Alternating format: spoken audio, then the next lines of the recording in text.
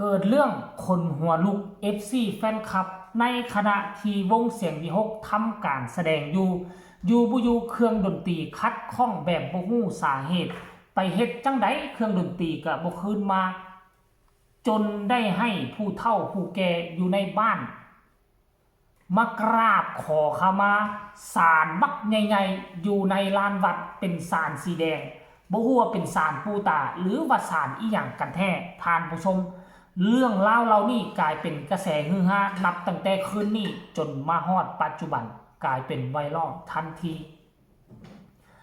สบายดี FC แฟนคลับทุกท่านกันแล้วกันเมื่อ10 ชั่วโมงที่ผ่านมาเกิดเรื่องบ่คาดคิดบ่คาดฝันคลิปแรกที่พวกเราเห็นว่ามันมีต้นโพใหญ่ไปปิดบังอยู่กลางเดินเวทีวาสเดกลางสนาม FC แฟนคลับก็ยังบ่หวั่นบ่ไหวลังไหลกันเข้าไปให้กำลังใจวงเสียงวิหกวาซันเดแต่พวกเจ้าฮู้บ่หลังจากแสดงไปได้น้อยหนึ่งบอสนกพงศกรต้องได้มาจุดธูปจุดเทียนขอขมาลาโทษกราบไหว้ศาลใหญ่ประจำหมู่บ้านประจำวัดก็ว่าได้ท่านผู้ชมเอ้ยบอสนกมาเองเลยโอ้โห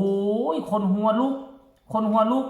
10 ชั่วโมงที่ผ่านมาทีมงานของเสียงวิหกก็ได้ออกมาเคลื่อนไหวว่าไม่เห็นไม่ใช่ไม่มีอยู่จริงสาธุวาสเนแล้วคลิปที่2ก็เห็นบอสนกพงศกรมาไหว้ด้วยตนเองและพร้อมเขียนว่าเครื่องเสียงดับ2 รอบจนผู้เฒ่าผู้แก่และบอสนกมาจุดธูปขอขมาโอ้โหแล้วสิ่งที่น่าเหลือเชื่อหลังจากมาจุดธูปขอขมาสิ่งที่น่าเหลือเชื่อแสดงได้ต่อแบบบ่คัดบ่ข้องว่าซั่นเด้ป๊าดโทบ่เอิ้นว่าเหลือเชื่อมันจะเอิ้นว่าอีหยังท่านผู้ชมสิ่งที่มองบ่เห็นบ่หมายความว่ามันบ่มีสิ่งลี้ลับเรื่องวิญญาณเรื่องคนเสียชีวิตแล้วบ่ไปใส่สิงสถิตอยู่มองนั่นจนเขาเจ้าตั้งศาลให้อยู่เรื่องราวแบบนี้มันมีอยู่ทั้งฝั่งไทยฝั่งลาวและก็ทั่วโลกแต่ว่ามันก็บ่น่าจะเกิดเรื่องขนหัวลุกแบบนี้กับวงเสียงวิหกนกพงศกรและกับลูกสาวอาอายโอ้โหกลายเป็นเรื่องฮือฮามื้อวานนี่แสดงอยู่ไสเนาะทุกคนเลยเดี๋ยวค่อยสิขอไปเบิ่งกันเด้อมื้อวานนี่เสียงวิหกแสดงอยู่ฮู้แต่ว่าอยู่ที่อุดร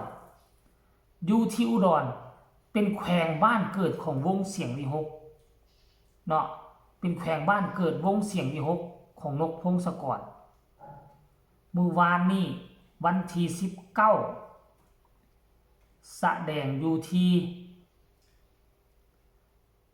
เนี่ยวัดจำปาบ้านนาภูตำบลนาภูอำเภอเพ็ญจังหวัดอุดรธานี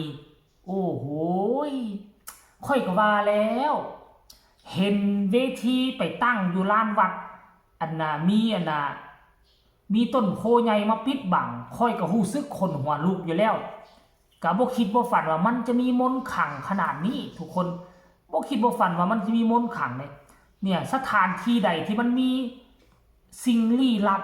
บงซ่อนอยู่เฮาหักจะรู้สึกดอกเวลาเฮาย่างก้าวเข้าไปมันจะรู้สึกคนหนาวลุกคนหนาวพองเห็นบ่ต้นโพใหญ่นี่น่ะต้นโพยักษ์ตั้งตระหง่านอยู่กลางลานวัดเวทีไปตั้งยัดใส่หั่นเลยท่านผู้ชม FC แฟนคลับอันนี้แหละจุดที่1ที่เฮาสังเกตว่าวัดนี่มันมีสิ่งศักดิ์สิทธิ์ได้ยินว่าน่ะทั้งคุณแม่ทั้งชาวบ้านบอกว่าจุดพลุเสียงดังก็คือทึกคือโค้งก็บ่มาครอบบ่มาเล่าเพิ่นแล้วทั้งทีมงานเสียงวิหกก็มาถ่ายคลิปแล้วก็เว้าเสริมนี่อันนี้เป็นเครื่องของผู้ใดเอามาทิ่มอยู่มอแท้เอามายางคว่ำยางกายเอามาทิ่มอยู่มอสารของเพิ่นกายหน้ากายตาของเพิ่นบอกให้ทีมงานฮีบมาดึงเอาเครื่องเอาของออกจากสถานที่ของเพิ่นออกจากศาลสีแดงนั่นทั้งคุณแม่ทั้งชาวบ้านบอสนกพงศกรมโนบตะเงาะท่านผู้ชม FC แฟนคลับเนี่ยนี่เป็นครั้งแรกครั้งที่2ที่ค่อยติดตามวงหมอลำละเห็นเรื่องราวลี้ลับแบบนี้เกิดขึ้นสมัยก่อนเพิ่นเห็นแต่วง วงบอสโจยมนินทร์ก่อนที่จะมาสร้างโดมสาวน้อยเพชรบันแพงเห็นเขาเจ้าไปแสดงอยู่บนหนึ่งเนาะก็เห็นเป็นแบบนี้คือกัน อยู่คูคันนาจนได้จุดธูปจุดเทียนไปไว้พ่นปวกพ่นเปียกและครั้งที่สองมาหลังจากมาสร้างโดมสาวน้อยก็เป็นคือกัน แล้วบ่คิดบ่ฝันว่าเหตุการณ์นี้มันจะมาเกิดขึ้นกับเสียงดีหกรายละเอียดให้ทุกคนไปชมภาพบรรยากาศบอสนกพงศกรกำเอาธูปบักใหญ่ไปขอขมาลาโทษศาลตัวนี้แล้วจึงเห็นให้แสดงขึ้นมาได้ดีคือเก่าขอข้าวให้ลูกหลานได้ไหมไปได้ไหมลูกหลานลูกหลานคือว่างันคือเนาะจะได้ขายหนาขายตาดีดูก็ดีดูว่าเอาไฟก็จะว่างสบายเย็นใส่บ้านใส่เงี้ยก็คือเป็นอะไรเย็นจังสีกูขายบ้านไหนเงี้ยก็ได้มันสิมันคลอดลูกหลานมาใช้เขาภาคไงลูกหลานนี่บอกเราไม่ถึงเทียนมามันลงคือสุดท้ายแรงมากผู้ชายทุกคนรู้ขออยู่หรือเปล่าฉันว่า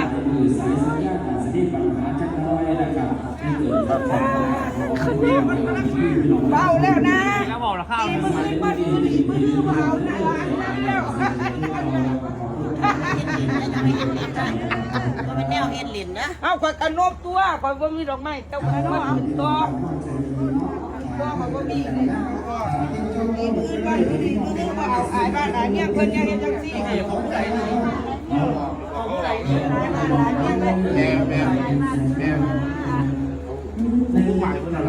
แม่บ้านต้องให้เจ้าที่มันมาบายน้ำยังกวดแก่เขามาขอเงินน้ำว่าผู้ใหญ่จะมาตรวจไข้ในหลังคนหนาไอ้แค่ไหนเบ้าแม่เราว่าสิ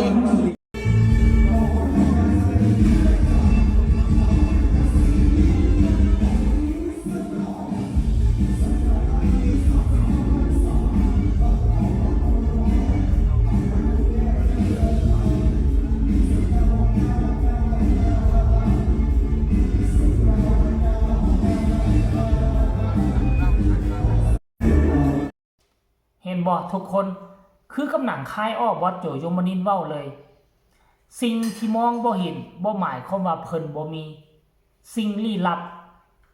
ฝั่งลาวฝั่งไทยพากันเคารพนับถือและมีความเชื่อว่าอยู่ในอากาศนี่มันมีสิ่งลี้ลับบงซ่อนลี้ซ่อนอยู่เฮาบ่เห็นเพิ่นซื่อๆถ้ามื้อใดเพิ่นมีส่วนบุญเพิ่นได้รับส่วนบุญเพิ่นก็อาจจะแผ่อิทธิฤทธิ์ให้พวกเฮาได้เห็นเนาะเป็นสิ่งที่พวกเฮาเคารพบูชาไปสถานที่ใดหากเพิ่นเห็นศาลเห็นอีหยังต่างๆที่คนท้องถิ่นบูชมบูชาเฮาก็ต้องบูชมบูชาไปตามๆกันท่านผู้ชมอันนี้คือวัดแห่งหนึ่งอยู่ที่อุดรกลายเป็นกระแสฮือฮาให้กับทีมงานเสียงดีฮกไปใส่มาใส่ให้ระลึกถึงอย่าสู้ไปคว่ำไปกายศาลที่เพิ่นตั้งเอาไว้อันนี้คือเรื่องความส่วนบุคคลและมันเกิดขึ้นแล้วในค่ำคืนที่ผ่านมานี่บอสน้อยบอสใหญ่เมื่อวานนี้ของเสียงดีฮกก็โอ้ยท่านผู้ชมพากันย่อมือนบบูชมบูชาขอให้เครื่องเสียงกลับคืนมาใส่งานได้ดีหายป่านปิดทิมหลังจากไปกราบไปไหว้บ่เสือมันก็เป็นตาเสือเด้อทุกคน FC แฟนครับขอฝากฝังเอาไว้อีกคลิปก็แล้วกันในเช้ามื้อนี้ฝากกดไลค์กดแชร์กดติดตามที่สำคัญอย่าข้ามโฆษณาพอกันใหม่ในคลิปหน้าสบายดี